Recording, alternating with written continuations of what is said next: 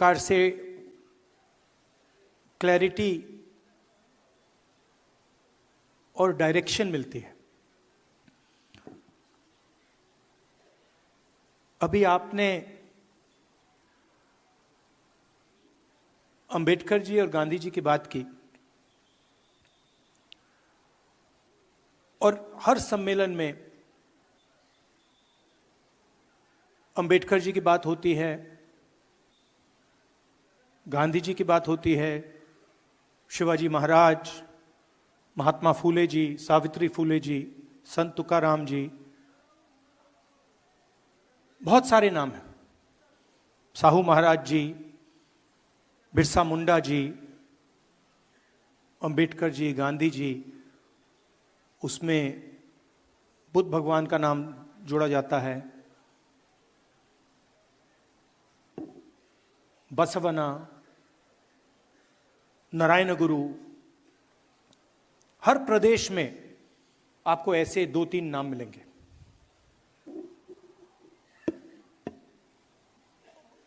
और फिर उनकी याद करते हैं हम। गांधी जी अमर रहें, अंबेडकर जी अमर रहें, हाथ जोड़ते हैं उनके सामने, माला लगती है। मगर सच्चाई है कि जब हम अंबेडकर जी की बात कर रहे हैं, गांधी जी की बात कर रहे हैं, तो हम एक व्यक्ति की बात नहीं कर रहे।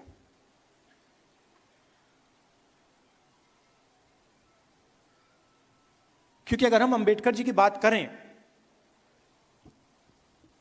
तो अंबेडकर जी ठीक है एक फॉर्म थे, एक शरीर थे, मगर अंबेडकर जी के मुंह से सिर्फ उनकी आवाज नहीं निकलती थी। जब अंबेडकर जी बोलते थे तो करोड़ों लोगों की आवाज, करोड़ों लोगों की आवाज उनके मुंह से निकलती थी। अगर सिर्फ अंबेडकर जी की आवाज निकलती तो हम उनका याद नहीं करते। हम उनका याद इसलिए करते हैं क्योंकि जब अंबेडकर जी बोलते थे तो दूसरों का जो दुख था, दूसरों का जो दर्द था, वो उनके मुंह से निकलता था। मैंने उनकी किताबें पढ़ी हैं, चाहे एनालिसिस ऑफ सेल्फ हो, चाहे एनालिसिस ऑफ कास्ट हो, बुद्धिज्म पे काफी पढ़ा है। और जब आप अंबेडकर जी को पढ़ेंगे तो दिखता है कि यह व्यक्ति अपनी बात नहीं कर रहा है, यह व्यक्ति दूसरों की बात कर रहा है। और इस व्यक्ति के अंदर, जो हर नेता के अंदर लड़ाई होती है,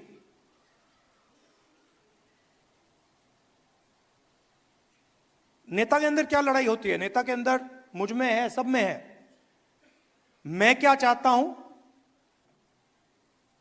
और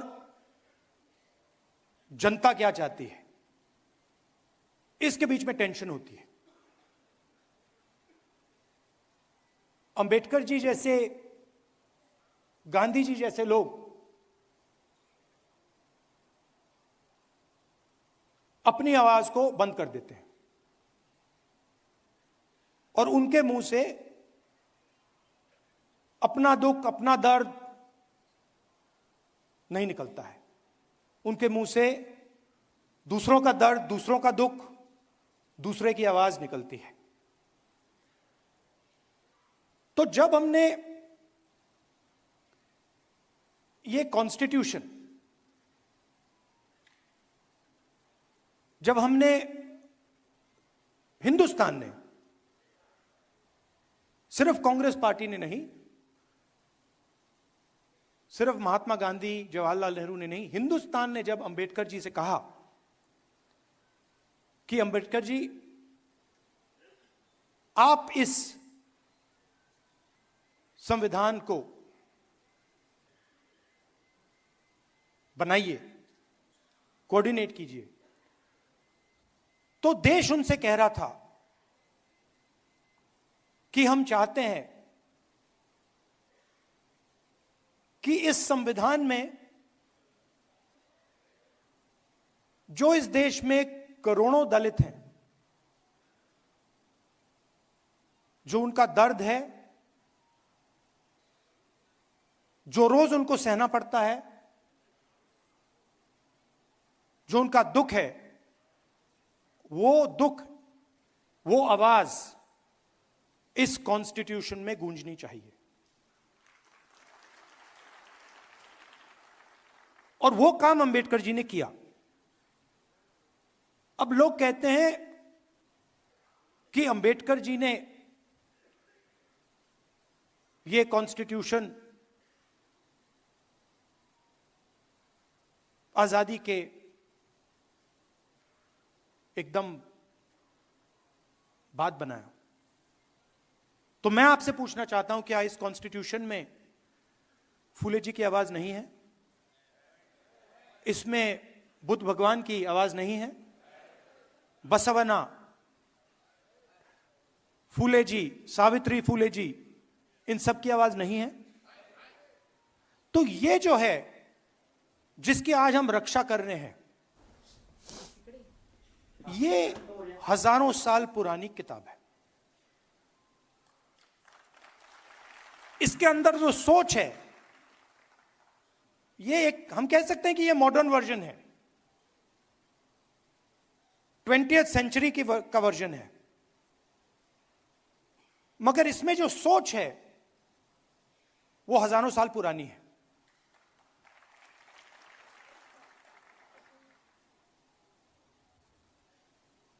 जो इसमें कहा जा रहा है वही बुद्ध भगवान ने कहा, वही अशोक ने कहा, वही इन सब महापुरुषों ने कहा, वही अंबेडकर जी ने कहा, वही गांधी जी ने कहा। और इसके पीछे हिंदुस्तान का एक विजन है। यह सिर्फ एक किताब नहीं है, यह एक जीने का तरीका है, मरने का तरीका है, कि अगर हम जिएंगे, देश में जिएंगे, तो एक दूसरे का आदर करेंगे, रिस्पेक्ट करेंगे, और जितनी जगह हम चाहते हैं उतनी ही जगह हम दूसरे को देने के लिए तैयार होंगे। इसमें कहीं नहीं लिखा कि एक व्यक्ति हिंदुस्तान की पूरा धन, हिंदुस्तान की पूरी शक्ति, हिंदुस्तान का भविष्य छीन सकता है। इसमें लिखा है कि समानता होनी चाहिए, वन मैन वन वोट होना चाहिए, सबका आदर होना चाहिए, हर धर्म का आदर होना चाहिए, हर जात का, हर प्रदेश का, हर भाषा का आदर होना चाहिए। तो जब आरएसएस के लोग, बीजेपी के लोग इस पर आक्रमण करते हैं, तो सिर्फ इस किताब पर नहीं कर रहे हैं आक्रमण, वो हिंदुस्तान की आवाज पर आक्रमण कर रहे हैं। कॉन्स्टिट्यूशन से हमारे इंस्टीट्यूशंस बनते हैं, सरकार के अलग अलग संस्थाएं बनती हैं, इलेक्शन कमीशन बनता है। अगर कॉन्स्टिट्यूशन नहीं होता, ये नहीं होता, तो इलेक्शन कमीशन नहीं होता। राजाओं महाराजाओं के पास इलेक्शन कमीशन नहीं होता था।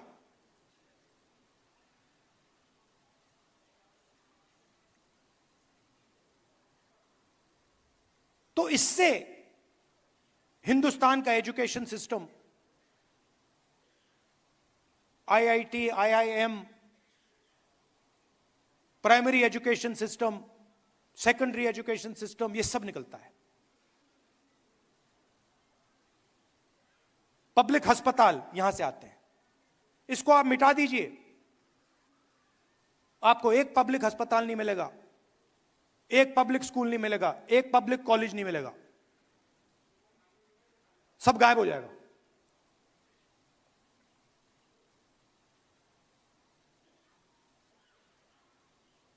और आरएसएस एक के बाद एक, आरएसएस इस पे सीधा आक्रमण नहीं कर सकती है, डरते हैं। अगर सामने से इसके साथ लड़ गए, वो 5 मिनट में हार जाएंगे।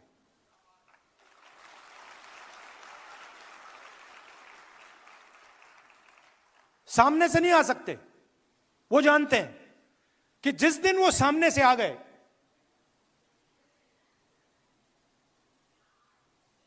उसी दिन कहानी खत्म हो जाएगी। तो छुप के आते हैं, अलग अलग शब्दों के पीछे छुप के आते हैं। विकास,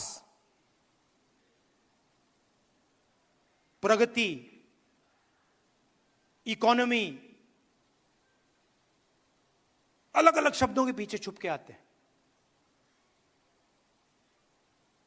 मगर लक्ष्य पीछे से इसमें छुरा मारने का है।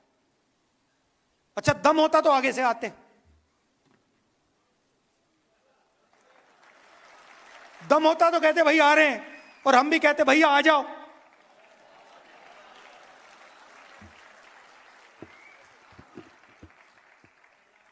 किसी ने बहुत अच्छी बात बोली मुझे 2-3 दिन पहले, अगर गीदड़ किसी जानवर को गला पकड़ के मारता है तो वो शेर नहीं बन जाता है।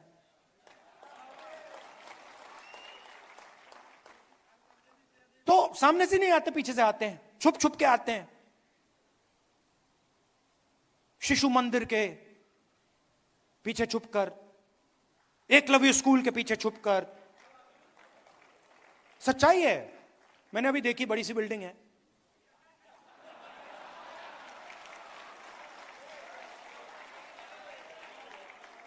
हजारों करोड़ की होगी जमीन। ये शिशु मंदिर का पैसा आया कहां से? ये मध्य प्रदेश की सरकार का पैसा है, राजस्थान की सरकार का पैसा है, बाकी प्रदेशों की सरकार का पैसा है, नेशनल हाईवे का पैसा है।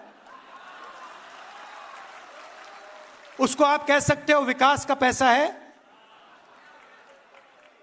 गुजरात मॉडल का पैसा है, अंबानी अदानी का पैसा है।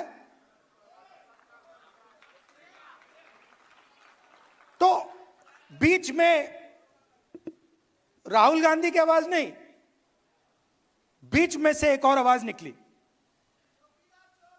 नहीं, वो दूसरी है, वो दूसरी वाली है। मगर बीच में मैं सुन रहा था। अब मेरा काम जनता की आवाज सुनने का है, तो मैं सुन रहा था। और पहले एक छोटी सी आवाज आई, छोटी सी थी, जाति जनगणना। वो कोने से आई, वो ऐसे मतलब अगर मीटिंग हो, वो 200-300 लोगों ने नहीं कही, वो एक आदमी आया कोने से, कहता है जाति जनगणना।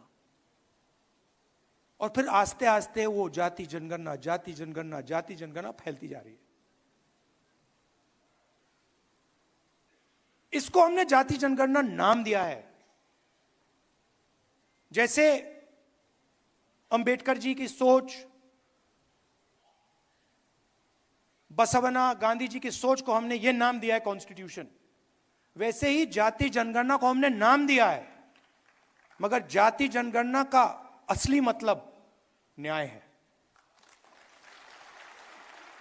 क्योंकि अगर इस देश में 90% लोगों के पास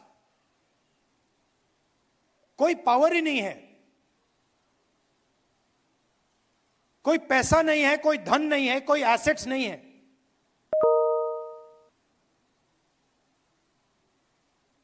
तो उनका क्या मतलब है? आपने कहा, यह शब्द बहुत यूज होता है आजकल, समानता, सॉरी, आदर, रिस्पेक्ट।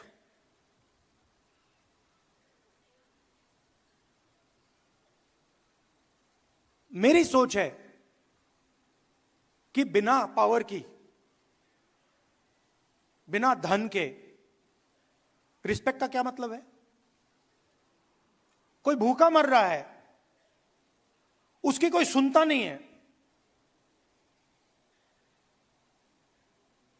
24 घंटा दुखी रहता है, और मैं जाके उस पर माला लगा दूं को भैया मैं आपकी इज्जत करता हूं, उसका क्या मतलब?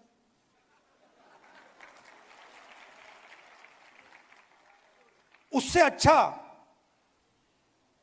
उसे शक्ति दो, उसके लिए रास्ते खोलो, उसको थोड़ा सा धन दिलवाओ, उसको थोड़ी पावर दो, और फिर आपकी रिस्पेक्ट की जरूरत ही नहीं पड़ेगी। फिर वो अपने आप रिस्पेक्ट ले जाएगा, है ना?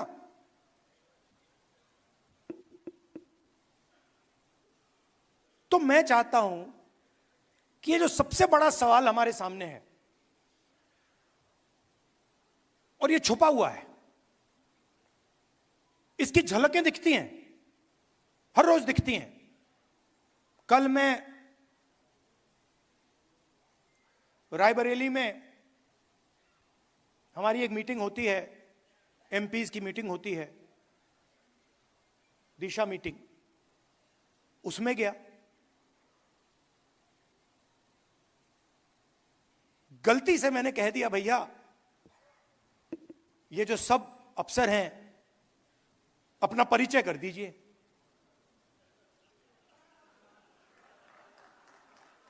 गलती से कह दिया मैंने। अब परिचय शुरू हुआ, उसमें मुझे एक दलित नाम ना सुनाई दे, एक ओबीसी नाम ना सुनाई दे। फिर मैंने पता लगाया, मैंने अपने सेक्रेटरी से कहा भैया ये इन सब के नाम निकालो और पता लगाओ इनमें से ओबीसी कितने हैं, दलित कितने हैं, आदिवासी कितने हैं, माइनॉरिटी के कितने हैं। झलक दिखी, 80%। एक दो कम्युनिटीज के, बाकी कोई नहीं। झलक दिखी। कभी कभी मैं गंगाराम अस्पताल चला जाता हूं, वहां पे दिखती है।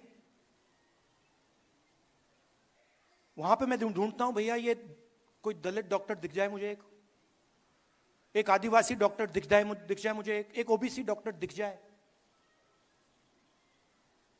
कॉर्पोरेट इंडिया में देखता हूं भैया नाम मिल जाए एक, 500 कंपनियां हैं, 16 लाख करोड़ रुपया मोदी जी ने माफ किया है, 20-25 लोगों का मैं देखता हूं भैया इनमें से एक मिल जाए दलित, एक आदिवासी यहां मिल जाए, एक जनरल कास्ट का गरीब मिल जाए, ओबीसी मिल जाए, कोई नहीं मिलता। तो अगर आप देखना चाहते हो सब जगह दिखेगा।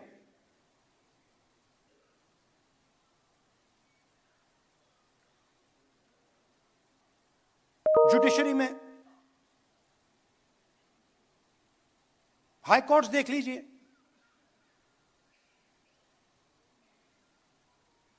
बड़े बड़े अफसरों को देखिए, 90% हिंदुस्तान उसमें आपको दिखेगा ही नहीं। और आजकल तो मैं मतलब डेटा का टाइम है, मैं तो निकालता रहता हूं, मेरे पास लिस्ट है, कभी मैं आपको दिखा दूंगा, चौंक जाओगे आप लोग, ये हो क्या रहा है।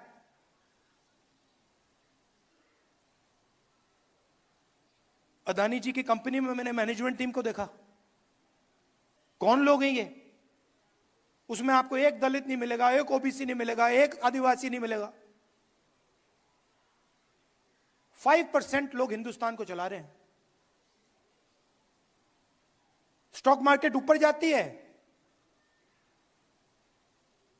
वही 5% को फायदा होता है। पॉलिसी बनती है, उन्हीं 5% का फायदा होता है। 16 लाख करोड़ रुपए उनके माफ हो जाते, कोई चू नहीं बोलता। और मैंने कर्नाटक में कह दिया भैया किसानों का कर्जा माफ होगा, मतलब मीडिया में 24 घंटा। 24 घंटा ये देखो राहुल गांधी किसानों की आदत बिगाड़ रहा है, ये पागल हो गया, ये किसानों की आदत बिगाड़ रहा है। अच्छा भैया, आपने उन 25 लोगों की आदत नहीं बिगाड़ी कि 16 लाख करोड़ रुपए आपने पकड़ा दिए उनको।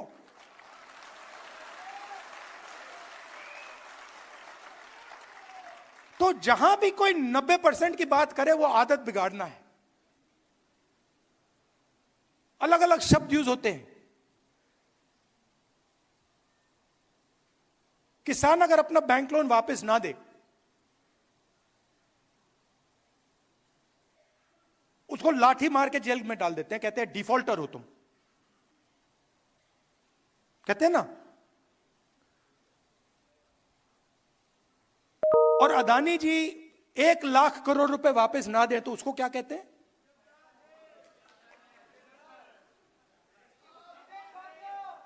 देशभक्त।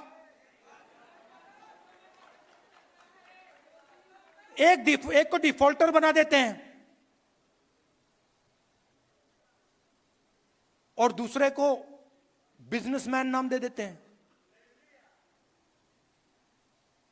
वो बेचारा जेल चला जाता है और ये प्राइवेट हवाई जहाज में मतलब विदेश जाता है। और इसको हिंदुस्तान में हम विकास कहते हैं। प्रगति, डेवलपमेंट, विकास, ये शब्द हैं। अरे भाई, किसका विकास, किसकी प्रगति, किसका डेवलपमेंट, ये भी बता दो।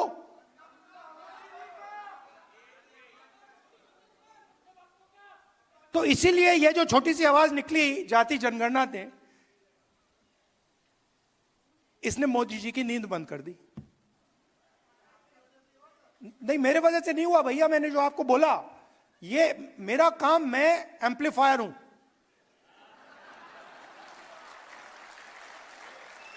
मेरा काम एम्पलीफिकेशन है। मेरा काम आपके पास आकर सुनने का है। मेरा काम, जो मेरा लक्ष्य है ना, उसको खत्म करने का, उसको मारने का है। जो मेरे अंदर लक्ष्य है कि भैया मुझे ये चाहिए, मुझे वो चाहिए, मुझे वो चाहिए, उसको मारने का है। मैं हर रोज सुबह उठकर उसको मारता हूं। और मेरा काम आपकी आवाज, जो हिंदुस्तान के गरीब लोग हैं उनकी आवाज सुनने का है। ये मुझ में कोई कंफ्यूजन नहीं है। तो ये आवाज निकली छोटी सी, पहले कहती है भैया जाति जनगणना, मैंने सुना, फिर थोड़ी फैली, फिर और फैली, और फिर उसके बाद मैं देख रहा था मोदी जी का चेहरा बदलने लग गया। ये क्या हो रहा है? देश की जनता न्याय कैसे मांग रही है? जाति जनगणना से सब कुछ साफ हो जाएगा। हिंदुस्तान के हर गरीब व्यक्ति को, चाहे वो जनरल कास्ट का हो, दलित हो, आदिवासी हो, पिछड़े वर्ग का हो, माइनॉरिटी हो, महिला हो, जो भी, सबको पता लग जाएगा कि इस देश में हमारे हाथ में कितनी पावर है, हमारे हाथ में कितना धन है, मतलब हमारा क्या रोल है। और मैं गारंटी देके कह रहा हूं कि जब हम हिंदुस्तान के एसेट्स को देखेंगे, हिंदुस्तान की पूंजी को देखेंगे, उसमें आपको दिखेगा कि वहां पे ना कोई दलित है, ना कोई आदिवासी है, ना कोई पिछड़ा है।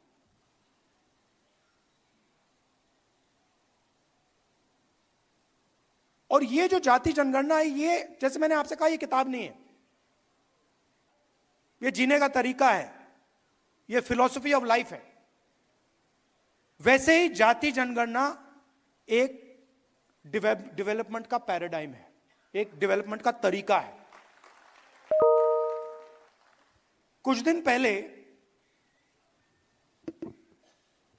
एक दुनिया में एक बहुत बड़ा इकोनॉमिस्ट है, नाम नहीं लूंगा, वो इनइक्वालिटी पे काम करता है। तो मेरी उसके साथ बात हुई, मैंने उससे पूछा, वो प्रेजेंटेशन दिया उसने मुझे, और उसने मुझे कहा, राहुल, हिंदुस्तान दुनिया में सबसे अनइक्वल देशों में है,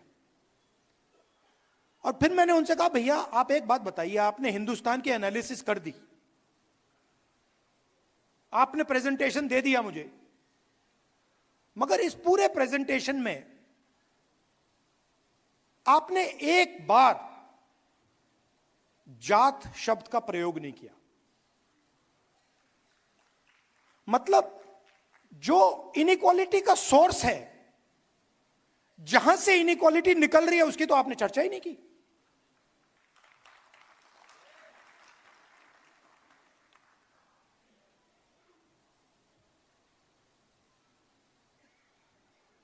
मेरे एक दो दोस्त हैं, कभी कभी बात हो जाती है,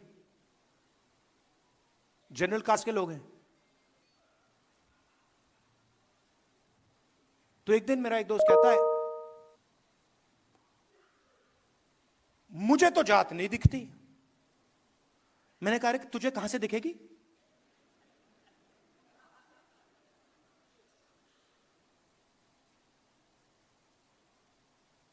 जात नहीं है क्योंकि मुझे नहीं दिखती। आपको नहीं दिखेगी वो। अगर आप उसको देखना चाहते हो तो आपको ढूंढना पड़ेगा, मगर दलित को नहीं ढूंढनी पड़ेगी। दलित को रोज दिखती है, पिछड़ों को रोज दिखती है, आदिवासियों को रोज दिखती है, महिलाओं को भी दिखती है। तो जाति जनगणना से क्लैरिटी आ जाएगी, नया पैराडाइम बनेगा। और इसीलिए बीजेपी के लोग, आरएसएस के लोग, मैं आपको बता रहा हूं, अभी वहां पे डिस्कशन चल रहा है जाति जनगणना के बारे में। बड़ी मीटिंग चल रही है, क्या पोजीशन लें, क्या कहना चाहिए। मैं कहना चाहता हूं, कुछ भी कर लो, जाति जनगणना होने वाला है। आपको जो डिस्कशन करने हैं, मीडिया में जो लिखवाना है लिखवा लो। हिंदुस्तान की जनता ने निर्णय ले लिया है, जाति जनगणना होगा, और ये 50% वाली जो आपने बना रखी है दीवार, इसको तोड़ा जाएगा।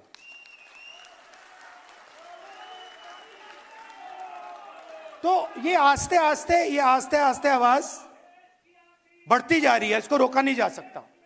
हमारा काम, आपका काम एम्प्लीफिकेशन का है, समझाने का है कि देखिए, जाति जनगणना से संविधान बचेगा। अगर जनता को पता लग गया कि उनके साथ क्या अन्याय हो रहा है, तो वो एकदम इस किताब को पकड़ लेंगे और इसकी ये बच जाएगा। तो आप एम्पलीफायर हो, मैं भी एम्पलीफायर हूं, आप भी एम्पलीफायर हो। हमें देश को बताना है कि गरीबों के साथ, 90% लोगों के साथ इस देश में अन्याय हो रहा है, रोज होता है, और उसके खिलाफ हम सब लड़ रहे हैं। और पहले 2 कदम, जाति जनगणना और 50% की दीवार, यह है। अब मोदी जी कहते हैं, आपने सुना होगा, जब भी मैं जाति जनगणना की बात करता हूं, मोदी जी कहते हैं, देखिए राहुल गांधी देश को बांटने की कोशिश कर रहा है। कहते हैं ना, मैं देश को बता रहा हूं कि 90% लोग इस देश की प्रगति में शामिल ही नहीं है। मैं देश को बता रहा हूं कि कॉर्पोरेट इंडिया में, मीडिया में, जुडिशरी में 90% लोग हैं ही नहीं। 100% करेक्ट। अच्छा, अगर आपको देखना है, अगर आपको आदिवासी, दलित, पिछड़े लोग देखने हैं, मैं आपको बता दूंगा कहां मिलेंगे। जेल में, मनरेगा की लाइन में, मैन्युअल लेबर में। ये जो सड़कें बनती हैं, ये जो इमारतें बनती हैं, ये जो इमारत बनी है, ये 90% ने बनाई है। ये जो है ये 90% ने बनाया है, मगर इसका फायदा उसको नहीं मिला, इस इमारत का फायदा उसको नहीं मिला। बस तो यही सवाल है, यही सवाल मैं उठा रहा हूं और मुझे बहुत अच्छा लग रहा है, मजे आ रहे हैं मुझे। जहां भी जाता हूं मैं, मतलब खुशी से जाता हूं, आप जैसे लोगों से मिलता हूं। थिंकिंग एक ही है, आप मुझे समझते हो, मैं आपको समझता हूं। मतलब मैंने इतना लंबा भाषण दे दिया, मैं आपको कह रहा हूं अगर मैं यहां आके 2 मिनट बोल देता आप समझ जाते। जो मैंने आधे घंटे में बोला है आप 5 सेकंड में समझ जाओगे। सही पकड़े, आपकी नियत मेरी नियत साफ है।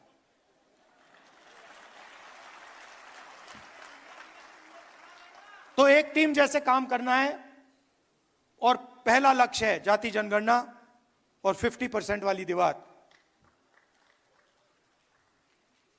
जय संविधान। आप सबका बहुत बहुत धन्यवाद, बहुत प्यार, नमस्कार, जय हिंद। बहुत बहुत धन्यवाद।